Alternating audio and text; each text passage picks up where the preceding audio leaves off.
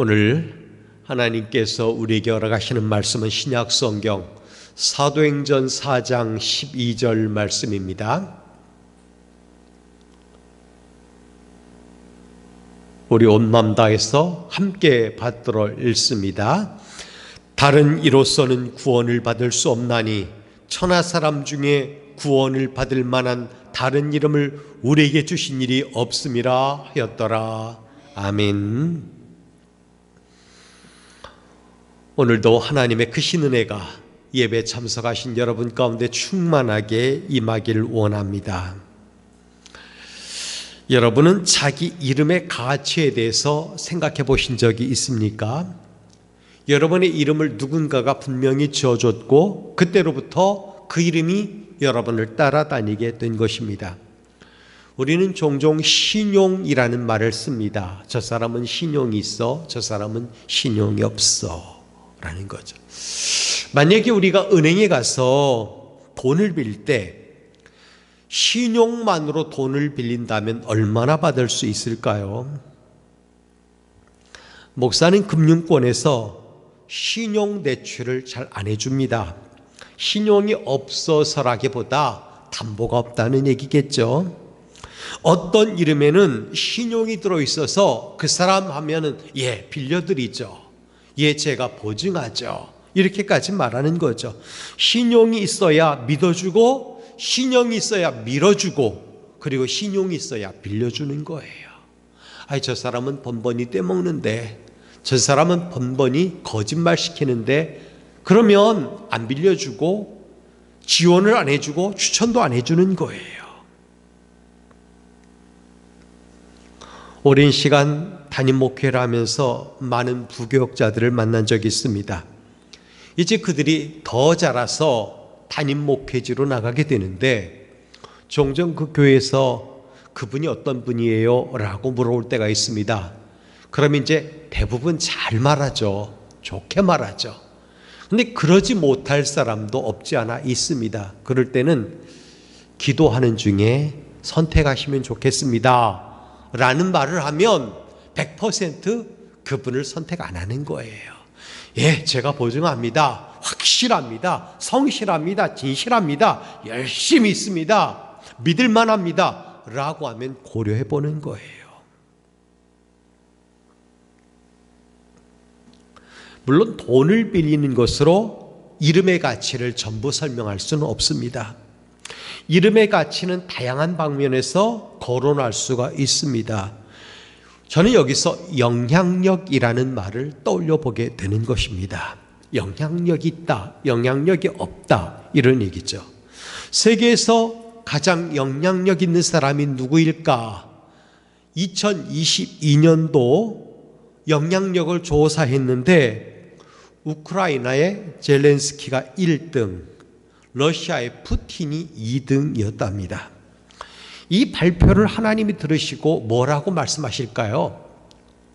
참 웃긴다 그랬을 거예요. 하나님께서는 그 이름을 다 지우고 그 맨 앞에 예수 그리스도를 써놓으셨을 거예요. 어떤 이름? 예수.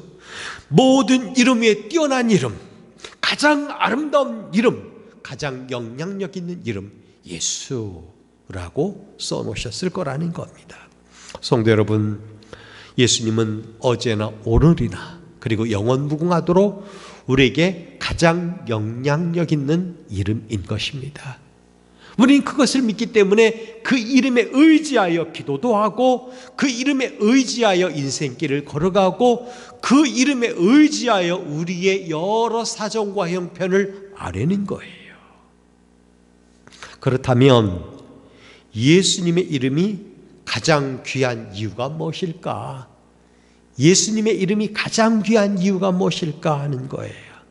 그 첫 번째는 그 이름에 권세가 있기 때문입니다. 권세가 있기 때문이에요. 성경을 읽다 보면 시선이 자꾸 머무는 곳이 있습니다. 교회 역사에 나타난 수많은 기적들이 예수님의 이름으로 일어났거든요. 이는 그 이름에 능력이 들어있기 때문에 그래요. 권세가 들어있기 때문에 그래요. 나사렛 예수 그리스도 이름으로 일어나 걸어라. 걸었어요. 예수님이 눈을 만져주시니까 눈을 떴어요. 문둥병자가 나았어요. 귀신이 쫓겨났어요. 죽은 자가 살아났습니다. 그게 무엇이죠? 예수님의 이름 속에 권세가 들어있기 때문에 그런 거예요. 성도 여러분, 예수님은 권세 있는 이름이에요. 성경은 그 이름의 권세에 대해서 빌립보서 2장 10절을 빌려서 이렇게 말합니다. 우리 함께 읽어볼까요? 시작. 하늘에 있는 자들과 땅에 있는 자들과 땅 아래에 있는 자들로 모든 무릎을 예수의 이름으로 꿇게 하시고. 여러분, 모든 자들이 무릎을 꿇는데 예수님의 이름 앞에 무릎을 꿇게 되었다는 거예요. 그 이름에 권세가 들어있다는 것입니다. 저절로 무릎이 굽혀지는 거예요. 오늘 우리는 권세 있는 예수님의 이름에 무릎 꿇고 그 이름을 우리에게 주신 하나님께 예배를 드리고 있는 것입니다. 이 시간 우리가 그 이름에 들어있는 능력, 그것을 믿는다면 하나님은 우리가 드리는 예배를 받으시고 그 이름의 능력으로 우리 가운데 역사하실 줄 믿습니다. 성도 여러분, 은과 금이 없어서 걱정합니까? 우리 걱정하죠. 답답해서 걱정합니까? 걱정합니다. 근데 성경은 아무것도 염려하지 말라 라고 말해요. 걱정하지 마라. 왜 그렇죠? 예수님의 이름에 권세가 들어있기 때문에 그러는 거예요. 예수 이름으로 선포하면 그 문제가 풀어진다는 거예요. 그 권세로 얼마든지 우리는 능력 있는 삶을 살 수 있게 된다는 것입니다. 예수님의 이름을 높이는 곳에는 능력이 나타나게 돼 있어요. 어디서든지 여러분이 예수님의 이름을 높여보시기 바랍니다. 그러면 그 자리에서 그 이름 속에 들어있는 권세가 역사할 줄 믿습니다. 그러나 다른 이름의 능력을 믿지 않는 사람, 그 이름의 능력을 믿지 않는 사람들, 즉 예수님을 평범한 사람이다, 아무것도 아니다 그러면 그 속에서 역사가 나타나지 않아요. 예수님도 역사하지 않으셨어요. 고향 땅에서도 그 이름을 믿지 않음에 역사하지 않으셨어요. 그냥 지나가는 것입니다. 오히려 이상하게 여기셨다고 성경은 얘기하고 있어요. 성도는 예수 이름의 권세를 믿고 사는 사람들인 것입니다. 예수 이름에 구원하는 능력이 있음을 믿습니다. 그렇게 되면 우상의 결박이 끊어져요. 정욕의 결박에서 벗어납니다. 흉악의 결박들이 끊어집니다. 가난의 결박에서 노임을 받게 되는 거예요. 질병의 착고가 풀어지는 역사, 그 이름의 권세 속에 있다는 것입니다. 그러니 여러분은 예수님의 이름의 권세를 믿고 기도하시기 바랍니다. 사도행전 3장 6절 말씀에 보면 은과 금은 내게 없거니와 없지만 내게 있는 것으로 너에게 주노니 곧 나사렛 예수 그리스도 이름으로 걸어라. 그가 걸었을까요? 예, 걸었죠. 그것이에요. 어디 그뿐이겠습니까? 사도행전 4장 10절 말씀에 보면 너희와 모든 이스라엘 백성들은 알라. 너희가 십자가에 못 박고 하나님이 죽은 자 가운데서 살리신 예수 그리스도 이름으로 이 사람이 건강하게 되어 너희 앞에 섰느니라 그랬어요. 여러분, 예수님의 이름과 함께하면 우리도 일어나게 되고, 그리고 죽은 자 가운데서도 살리심을 받고 우리 인생으로 말미암아 가장 형통케 하시는 그 은혜를 입고 살게 될 것이에요. 누가복음 10장에 보면 제자들이 전도하러 둘씩 떠났다가 돌아와서 전도 보고하는 이야기가 나옵니다. 70명의 제자가 파송을 받았는데 돌아온 후에 흥분을 했습니다. 신이 나서 예수님에게 전도 보고를 하는데 그중 17절 말씀을 보면 그들이 이렇게 말합니다. 70인이 기뻐하며 돌아와 이르되 주여 주의 이름이면 귀신들도 우리에게 항복하더이다 그랬어요.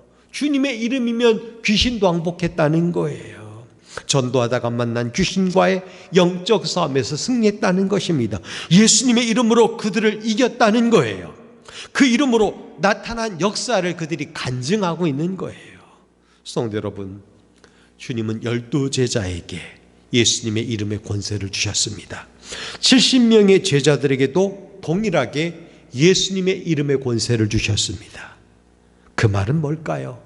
예수를 영접하고 믿는 자들, 그래서 구원받은 자들에게는 동일하게 예수님의 이름의 권세를 주셨다는 사실이에요. 그러므로 우리는 예수님의 이름의 권세를 가진 사람들로 살아가는 것입니다. 사는 동안에 이 이름의 권세를 사용할 수 있는 능력자들이 되길 바랍니다. 그 이름의 권세를 갖고도 사용하지 않는다면 소용이 없는 거예요.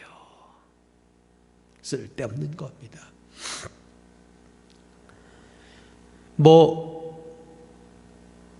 이런 비유가 적절할지 모르겠지만 그런 거죠. 어떤 이제 열심히 노력해서 그냥 세상 말로 말해서 뼈가 빠지도록 고생해서 돈을 모았어요. 자녀도 없어요. 근데 그걸 쓰고 살면 될 텐데 그냥 땅 속에 묻어놓고 땅을 샀다는 얘기예요.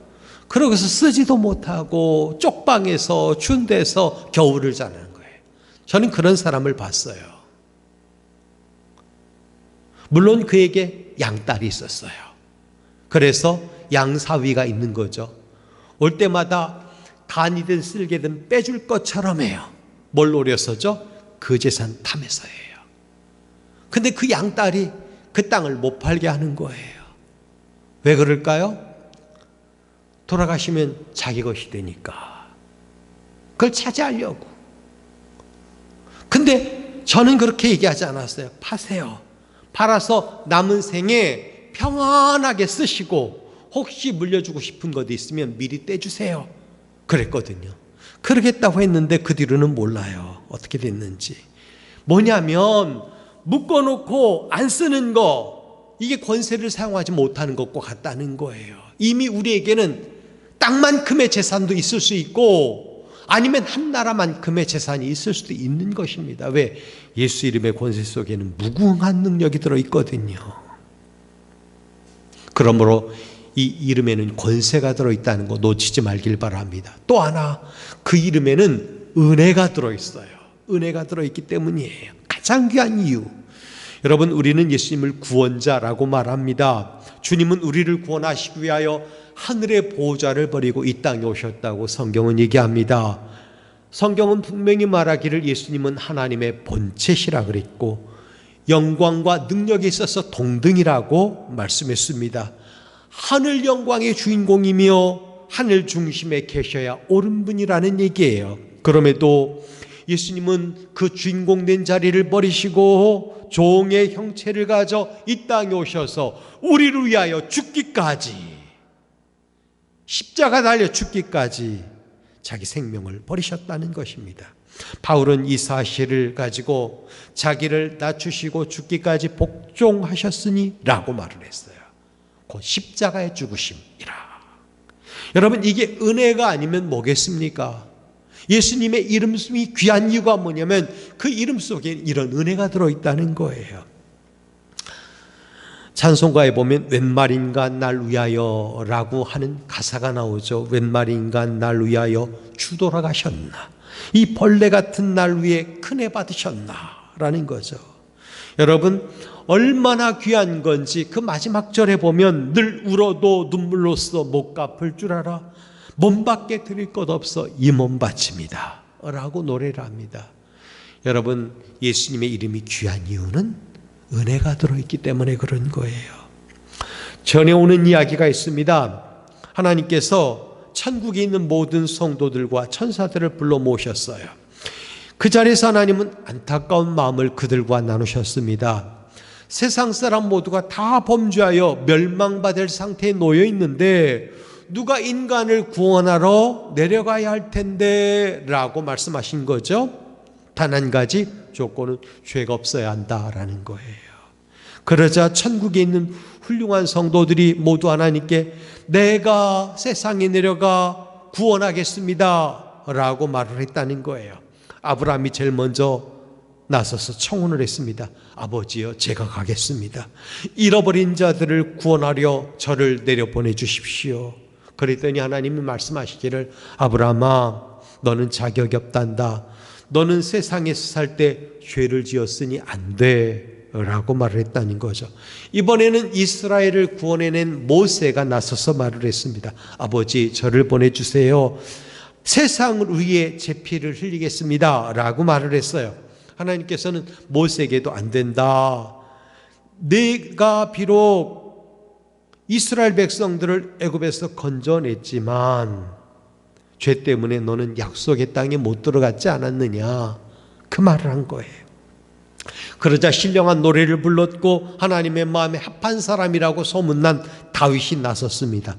아버지여, 저를 보내주십시오. 잃어버린 영혼을 위하여 제 생명을 바치겠습니다. 그랬더니 하나님이 거절하셨어요. 너는 범죄했기에 내가 너로 성전을 짓지 못하게 하지 않았느냐. 그러자 이번에 아들이신 예수님이 보좌 앞에 나와서 말씀하셨어요. 아버지여, 내가 세상 사람들을 사랑합니다. 제가 그들을 구원하기 위하여 제 생명을 바치겠습니다. 그러자 천국에 있는 모든 성도들과 천사들이 나서서 반대를 했습니다. 안 됩니다. 독생자께서 가셔서는 안 됩니다. 죄 많은 인간을 위해 죽으러 가실 수는 없습니다. 그러자 예수님께서 아버지 얼굴을 바라보며 다시 말씀드렸답니다. 예, 아버지, 제가 꼭 가야 합니다. 친구를 위하여 목숨을 버리는 것이 가장 큰 사랑인 줄 압니다.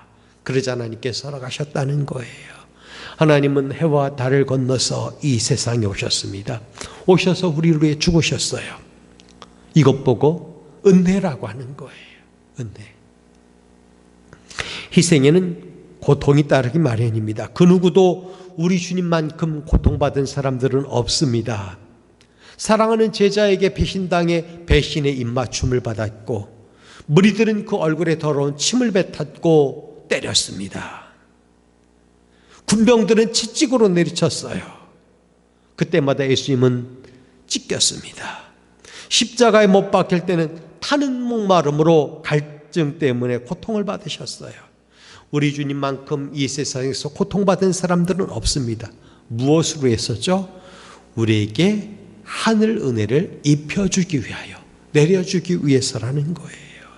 그러니 예수님의 이름의 권세가 가장 귀한 이유는 가장 은혜로운 이름이기 때문에 그런 겁니다. 세 번째로, 그 이름의 가장 귀한 권세, 그 이름이 가장 귀한 이유는 뭐냐면 승리가 들어있기 때문이에요. 물론 우리 주님께서 이 땅에 오실 때는 가장 겸손한 모습으로 오셨다는 거 알 겁니다. 베들레헴 마구간에서 태어나셨죠. 구유에 누이셨습니다. 하지만 오셔서 죄와 사망 권세를 이기셨습니다. 악한 영들을 잠재우셨어요. 그래서 예수님을 승리자라고 말씀하는 겁니다. 영적 싸움에서 패배한 적이 없습니다. 사단이 세 가지 무서운 시험을 할 때도 능히 물리쳐셨다고 성경은 얘기합니다. 심지어 예수님께서는 십자가 달려 죽으실 때도 사람의 눈에는 패배한 것처럼 보였지만 결국 죽음을 이기시고 사흘 만에 부활하셨습니다. 승리하셨다는 거죠. 이 사실을 바울은 모든 무릎이 예수님의 이름 앞에 무릎을 꿇었다라고 얘기를 합니다. 예수 이름이 온 땅에 퍼져나갔고 선포되었음을 말하는 것입니다. 물론 아직도 그 이름 앞에 무릎 꿇지 않는 사람들이 있습니다. 그러나 주께서 완전히 승리하신 이후에 그 나라가 선포될 때가 오면 무릎 꿇지 않는 사람이 없을 거예요. 모든 여가 예수를 다 주라고 고백하게 될 거라는 거예요. 여러분, 예수님의 이름이 귀한 이유는 그 이름 속에 승리가 들어있기 때문에 그래요. 오늘도 그래서 예수님의 이름을 앞세우고 나가는 그곳에는 승리가 선포되는 거예요. 마귀가 쫓겨나가고 여러분을 억눌렸던 모든 것들이 벗겨지는 그런 은혜가 있을 거라는 거예요. 예수 이름 말할 수 있길 바랍니다. 더 나아가서 예수님의 이름이 가장 귀한 이유는 구원의 능력이 거기 들어있기 때문에 그래요. 하나님의 모습의 이름 속에는 다양한 이름이 있습니다. 어떤 사람은 예수님, 하나님을 여호와 이레, 준비하시는 하나님, 예비하시는 하나님, 또 치료하시는 하나님, 또 어떤 사람은 승리하시는 하나님, 화평하게 하시는 하나님, 이런 식으로 계속해서 얘기하죠. 물론 그게 다 이름 속에 들어있습니다. 믿음으로 사는 사람들은 어디를 가든지 하나님의 이름을 부릅니다. 가는 곳곳마다 단을 쌓는 거예요. 왜 그러냐면 그 이름 속에 나를 구원하시는 하나님의 능력이 들어있기 때문에 그러는 거예요. 사실 이스라엘 백성들이 하나님 앞에서 단을 쌓았을 때는 반드시 하나님께서 그들과 함께 하시고 그들을 돌보셨어요. 그러나 그들이 하나님이 아닌 다른 것에 단을 쌓고 엎드렸을 때는 하나님이 그들을 버리셨어요. 여러분, 우리는 하나님의 귀한 이름 앞에 무릎을 꿇는 사람들이 돼야 돼요. 그렇게 되면 하나님의 거룩한 보호하심이, 승리하게 하시는, 구원하시는 하나님의 능력이 저와 여러분을 정녕 따를 줄 믿습니다. 그 이름 속에 들어있는 구원의 능력, 우리는 그걸 알아야 되는 것입니다. 자, 그렇다면 가장 귀한 이름을 받은 우리는 어떻게 해야 될까 하는 거야. 가장 귀한 이름을 받은 우리는 어떻게 될까? 그 가운데 첫 번째, 우리는 길 되신 예수님을 따라 살아야 되는 겁니다. 여러분, 길을 가려면 나름대로 방향성을 가진 지도가 필요해요. 안내자가 필요합니다. 그래야 정확하게 갈 수가 있는 거예요. 언젠가 한번 부산에서 살 때 어떤 일로 인하여 이제 데리러 가는 거죠. 금정산을 가는데 분명히 지점이 있는데 쭉 따라갔는데 그 내비게이션이 제 차를 지하 속으로 안내를 하는 거예요. 아마 그 위가 누가 머물렀던 장소인지 몰라도 거기로 안내를 해야 되는데 지하 속으로 들어가게 만드는 거예요. 이게 잘못된 거죠. 그렇게 되면 정확하게 길을 안내할 수 있어야지 좋은 거죠. 그래야 우리도 믿고 가는 거 아니겠어요? 여러분, 누구라도 잘못된 길로 가고 싶어하는 사람은 별로 없을 거예요. 나 걸어가는 길이 잘 되고 형통하기를 바라고, 또 그리고 많은 사람들이 인정하는 그 길을 걸어가고 싶겠죠. 그러려면 좋은 안내자를 만나야 되는 것입니다. 누구 만나면 될까요? 예수님 만나야 되는 거예요. 우리 하나님은 우리 인생을 잘 알고 계셔요. 그래서 예수님을 이 땅에 보내셨고 그분을 통하여 우리가 바른 길 걸어가게 만드셨어요. 그분께서는 우리를 보듬고 우리가 가야 될 길에서 필요한 것을 미리 준비해 놓고 기다리신 분이라고 성경은 소개하고 있습니다. 그렇기 때문에 우리 삶이 잘 되려면, 형통하려면 길 되시고 진리가 되시는 예수님을 만나야 돼요. 그 이름과 함께하는 삶을 살아야 된다는 것입니다. 성경에는 인생을 함부로 산 사람들도 많이 나와요. 그 사람들을 보면 예수님을 만난 기록이 없어요. 그런데 보면 예수님을 만난 사람들은 인생의 방향을 고치는 거예요. 옳게 가는 겁니다. 그러다 보니까 성경에 귀한 이름으로 소개가 되는 것입니다. 이를테면 이렇게 생각을 해볼까요? 세리 삭개오, 키가 작은 사람이라고 소문났는데 권력에 빌붙어서 세리로 살았습니다. 많은 이스라엘 사람들이 그를 혐오합니다. 그러나 그는 돈이 너무 좋았어요. 권력이 너무 좋았어요. 과도한 세금을 먹이고 거기에서 자기 이권을 챙겼겠죠. 그래서 부자가 되었습니다. 그 전까지는 그게 잘못된 줄도 몰랐고 그게 좋았어요. 근데 예수님을 만나고 나서는 방향을 전환하잖아요. 자기가 살아온 삶에 대해서 회개가 일어나는 것입니다. 자기 집으로 모시고 자기의 모든 잘못을 토설합니다. 그리고 잘못한 것이 있으면 더 갚겠다, 가난한 사람들에게 팔아주겠다, 이렇게까지 얘기를 하는 것입니다. 여러분, 예수님을 만나야지 바른 길 걸어갈 수 있는 거예요. 전 여러분들이 길 되신 주님을 만나는 은혜를 입길 바랍니다. 그래야만 내가 살아가야 될 가장 아름다운 길을 걸어가게 되는 거예요. 우리 주님은 오늘도 우리에게 길이 되어주러 오셨어요. 그 길에서 예수님을 만나서 복된 길, 천국 가는 길, 영생 얻는 길, 복된 길뿐이 아니라 이 땅에서와 남은 생에서 여러분들이 가장 복되게 살아가는 그런 삶을 예수님과 동행하여 살아갈 수 있게 되길 바랍니다. 또한 가장 귀한 이름을 받은 우리는 어떻게 될까요? 진리의 대신 예수님을 따라가야 되는 것입니다. 지금은 거짓의 아비인 사탄이 세상을 다스리고 있어요. 그 사람들은 많은 것으로 이게 진리라고, 이게 맞는 것이라고 우리를 미혹하고 속입니다. 거짓으로 포장해 놓고 있어요. 사람들은 그것이 참인 줄 알고 따라갑니다. 그 대표적인 것이 맘모니즘, 물질, 쾌락주의 이런 것들이에요. 이게 눈멀어서 사는 시대가 되었어요.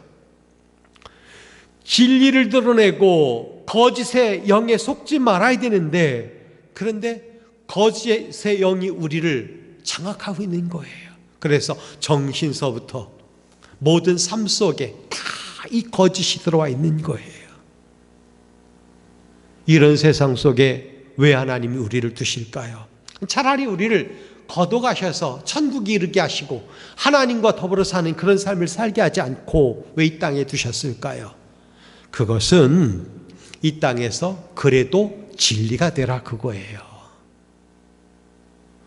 우리가 살아있는 데들 삶이 있다면 가장 귀한 그 이름과 함께하는 삶, 그 삶을 통해서 예수님을 진리로 선포하고 그것을 지켜나가는 삶을 살아야 된다는 것입니다.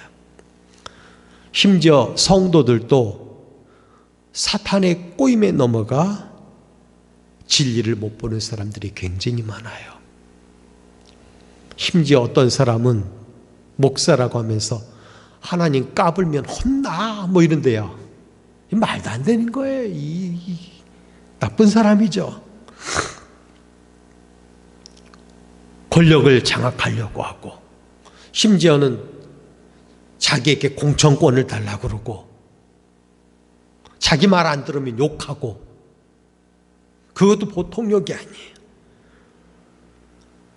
그런데도 불구하고 거기 사람들이 모여들어서 수천 명이 모여들어서 교주처럼 그 사람을 칭송하고 있는 거예요. 진리로 포장을 하고 있는 것입니다. 이거는 잘못된 거예요. 심지어는 우리 교단에 속한 목사들도 그를 추종하는 사람들이 여러 된다 그래요.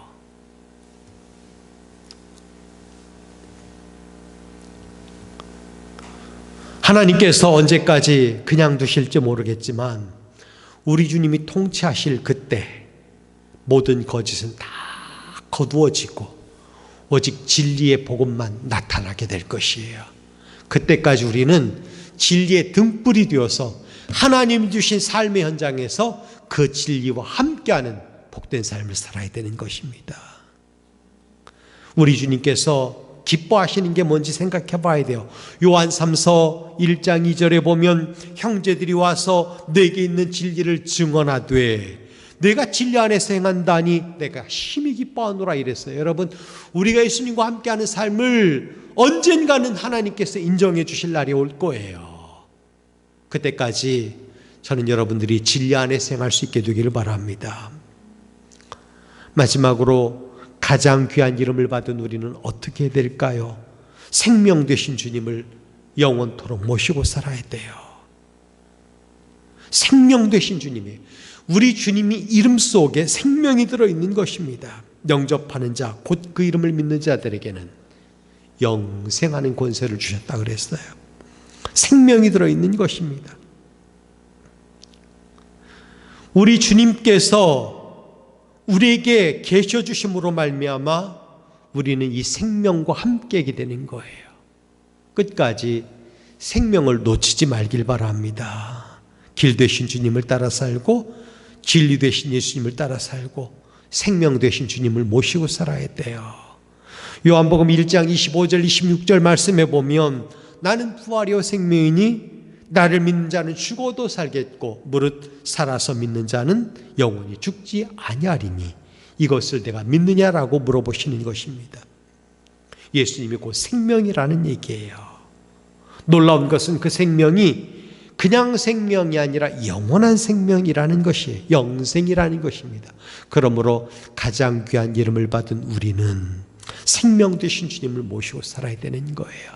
이제 이후로 우리에게 가장 귀한 그 이름을 주신 하나님을 찬미하며 예수님의 이름을 마음속에 모시고 삶의 자리에서 어떤 상황 속에서도 예수님이라고 그 이름을 부르며 살아가는 우리의 삶이 되길 주님의 이름으로 부탁드립니다. 기도하겠습니다. 거룩하신 아버지 감사합니다. 가장 귀한 이름을 주신 하나님을 찬송합니다. 이제 이후로 예수님의 이름을 앞세우고 부르며 살아가는 저희들이 되게 하여 주옵소서. 그리함으로 말미암아 이 땅에서 이루신 하나님께서 주신 그 이름, 예수 그리스도의 이름 속에 들어있는 모든 능력과 은혜와 자비가 우리 가운데 충만하게 나타나게 하여 주옵소서. 예수님의 이름으로 기도하옵나이다. 아멘.